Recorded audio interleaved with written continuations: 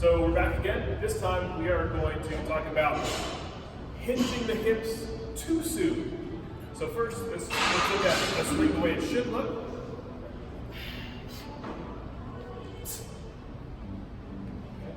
And now, here's what happens when we hinge too soon with the hips.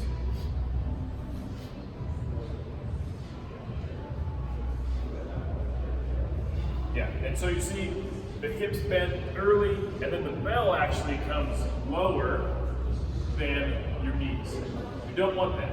So the fix for this is to pause, wait on the hips as you let the bell come down, and then once the bell gets to about, let's say, hip height, belly button hip height, that's when we quickly let the hips snap back. We're gonna load that bow and then drive through. So check this out.